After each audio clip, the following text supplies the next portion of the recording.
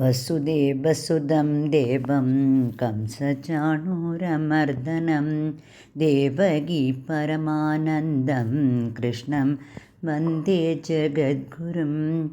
ജഗദ്ഗുരുവായ ഭഗവാൻ ശ്രീകൃഷ്ണന് നമസ്കാരം. ഭഗവത്ഗീത എന്ന ഗീതാമൃതം ഭഗവാനാൽ അർജുനന് മഹാഭാരത യുദ്ധകളത്തിൽ വെച്ച് നൽകപ്പെട്ടതും പൂർണ്ണമായ ജീവിത മനഃശാസ്ത്രവുമാണ്. ഈ ഉപദേശങ്ങൾ നമ്മുടെ ലൗകിക ജീവിതത്തിൽ എങ്ങനെ പ്രയോജനപ്പെടും, എന്ത് പ്രസക്തിയാണ് എന്ന് നമുക്ക് നോക്കാം. സൃഷ്ടികർത്താവായ ഭഗവാൻ എങ്ങനെയാണ് ജീവാത്മാക്കളെ സൃഷ്ടിച്ച് നിലനിർത്തി പ്രപഞ്ചത്തിൽ പ്രവർത്തിപ്പിക്കുന്നത് എന്ന് ഈ ഉപദേശങ്ങളിലൂടെ നമുക്ക് പറഞ്ഞു തരും. ആദ്യമായി ഒരേ പരമാത്മാവാണ് എല്ലാ ജീവാത്മാക്കളുടെ ശരീരത്തിനുള്ളിലും പ്രകാശിച്ച് ശരീരത്തെ പ്രവർത്തിപ്പിക്കുന്നത് എന്ന് അറിവ് തന്നു. ആത്മാവിന് നാശമില്ല, എന്നാൽ ശരീരം മാറ്റവും നാശവും ഉള്ളതാണ്. ഇലക്ട്രിക് ബൾബ് കത്തണമെങ്കിൽ വിദ്യുത് ശക്തി ഉള്ളിൽ വേണം. അതുപോലെ നമ്മുടെ ശരീരം പ്രവർത്തിക്കണമെങ്കിൽ ഈശ്വരനാകുന്ന ആത്മശക്തി ഉള്ളിൽ വേണം. ഈ അറിവ് നേടിക്കൊണ്ട് നമ്മുടെ ഉള്ളിലെ ഈശ്വരശക്തിയിൽ മനസ്സർപ്പിച്ച് കർമ്മങ്ങൾ ചെയ്യാൻ തുടങ്ങണം. കർമ്മം ചെയ്യാനാണ് ശരീരം തന്നിരിക്കുന്നത്. ശരീരം എന്നുള്ളത് ഇന്ദ്രിയങ്ങളും മനോബുദ്ധികളും ചേർന്നതാണ്. മനോബുദ്ധികളാണ് നമുക്ക് അറിവുകൾ നൽകി അതിനനുസരിച്ച് ഇന്ദ്രിയങ്ങളെ പ്രവർത്തിപ്പിക്കുന്നത്. പ്രാണരൂപത്തിൽ ഈശ്വരശക്തി ഇന്ദ്രിയ മനോബുദ്ധികളെ കോർത്തിണക്കി പ്രവർത്തിപ്പിക്കുന്നു. ഇത് മനസ്സിലാക്കി നമുക്ക് പ്രാണനും അറിവും കഴിവും തന്ന് നിലനിർത്തുന്ന ഈശ്വരനെ സദാ സ്മരിച്ചുകൊണ്ടും പ്രാർത്ഥിച്ചുകൊണ്ടും ചെയ്യുന്ന കർമ്മങ്ങളെ ഈശ്വരാർപ്പണമാക്കിയും ചെയ്യണം. ഇതാണ് കർമ്മയോഗം. ഈ വിധത്തിൽ ചെയ്യുന്ന കർമ്മങ്ങൾ മനസ്സിലുള്ള ഞാൻ എൻ്റേത് എന്ന ഭാവങ്ങളെ ഇല്ലാതെയാക്കും. ലൗകികമായി നമുക്കുണ്ടാകുന്ന ഒട്ടലുകളും ഫലപ്രതീക്ഷകളും കുറയാൻ തുടങ്ങും. ഞാനല്ല കർമ്മം ചെയ്യുന്നത്, ഭഗവാൻ എന്നെ കൊണ്ട് ചെയ്യിപ്പിക്കുന്നു എന്ന ഉറച്ച ബുദ്ധി വരും.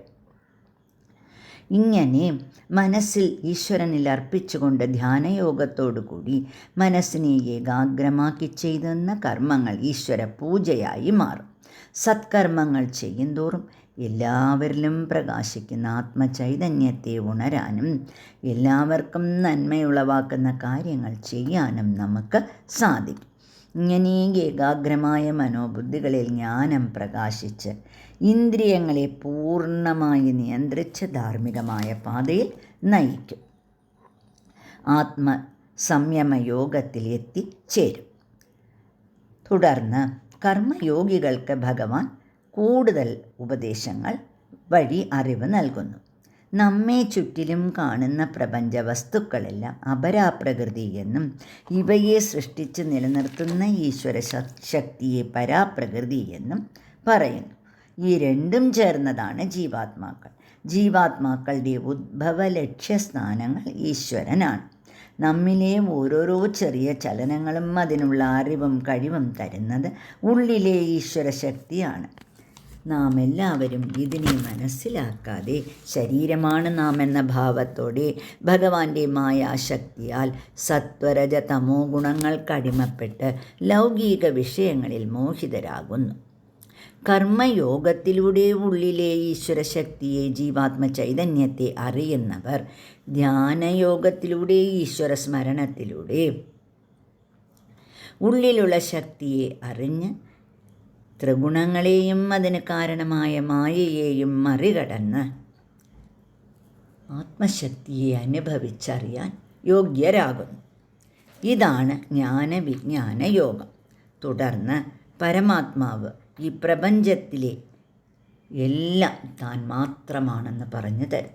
ജീവാത്മാക്കളിൽ അവരുടെ ശരീരമായും അതിബോധം എന്ന പേരിലും മനസ്സായി അധ്യാത്മം എന്ന പേരിലും ഇന്ദ്രിയങ്ങളുടെ ദേവതകളായി അതിദൈവം എന്ന പേരിലും പ്രവർത്തികളായി കർമ്മങ്ങൾ എന്ന പേരിലും എല്ലാവറ്റിനെയും കോർത്തിണക്കുന്ന അതിയജ്ഞൻ എന്ന പേരിലും ഭഗവാൻ ഏകനായി പ്രവർത്തിക്കുന്നു.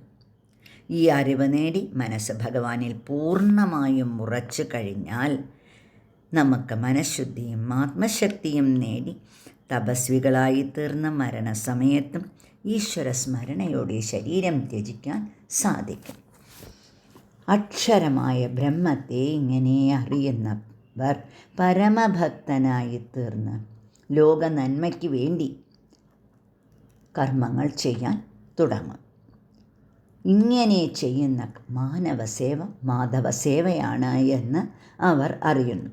മനോബുദ്ധികളിൽ ഗുഹ്യമായ ആത്മജ്ഞാനം കൂടുതൽ തെളിഞ്ഞ് രാജവിദ്യ രാജഗുഹ്യ യോഗത്തിലെത്തുന്നു. ഏകനായ പരമാത്മ ചൈതന്യം എല്ലായിടത്തും നിറഞ്ഞു നിൽക്കുന്നു എങ്കിലും പ്രപഞ്ചത്തിലെ ഒരു ഘടകത്തിലും ഭഗവാന് ഒട്ടലില്ല. സൃഷ്ടിസ്ഥിതി സംഹാരങ്ങളെ ഒരു സാക്ഷി മാത്രമായി ചെയ്യുന്നു ഭഗവാൻ. മായയിലൂടെ സൃഷ്ടിക്കപ്പെടുന്നതെല്ലാം പ്രളയത്തിൽ മായയിൽ തന്നെ ലയിക്കുന്നു. ഭഗവാന്റെ സാന്നിധ്യം കൊണ്ട് പ്രകൃതി അല്ലെങ്കിൽ മായ സൃഷ്ടികർമ്മങ്ങളെ ചെയ്യുന്നു. മായയാൽ മോഹിതരായി സത്വരജ തമോ ഗുണങ്ങൾക്കടിമപ്പെട്ടവർ ലൗകിക ആഗ്രഹങ്ങളിൽ മുഴുകി ശരീരഭ്രമത്തിൽ തന്നെ ജീവിക്കുന്നു.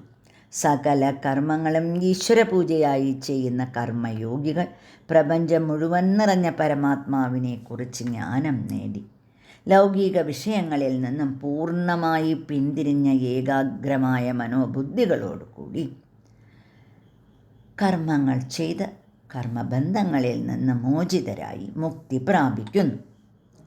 ഈ നിലയിലെത്തിയവൻ പ്രപഞ്ചത്തിലെ സകല വസ്തുക്കളും പരമാത്മാവിൻ്റെ ഐശ്വര്യത്തിൻ്റെ പ്രകടനങ്ങളാണ് എന്നും എല്ലാം ഭഗവാന്റെ വിഭൂതികളാണ് എന്നും അറിയുന്നു. ഇങ്ങനെ ഭഗവാൻ തൻ്റെ ശക്തിയുടെ ഒരംശം കൊണ്ട് മാത്രം പ്രപഞ്ചത്തെ ധരിച്ചു നിൽക്കുന്നു. കാണപ്പെടുന്നതെല്ലാം ഭഗവാന്റെ വിഭൂതി അല്ലെങ്കിൽ മാഹാത്മ്യമാണ് എന്നും പരമാത്മാവ് ജീവാത്മാവും ഒന്നാണ് എന്നും പൂർണ്ണമായി അറിയുന്ന യോഗി ഭഗവാന്റെ മാഹാത്മ്യങ്ങൾ അറിഞ്ഞ് ആനന്ദം അനുഭവിക്കുന്നു. നമുക്കിവിടെ 10-ാം അധ്യായം വിഭൂതി യോഗം വരെയുള്ള മാഹാത്മ്യങ്ങൾ നാം മനസ്സിലാക്കി തുടർന്ന് ഭഗവാന്റെ ഉപദേശങ്ങൾക്ക് കാത്തിരിക്കാം. നാരായണ അഖില ഗുരോ ഭഗവൻ നമസ്തേ.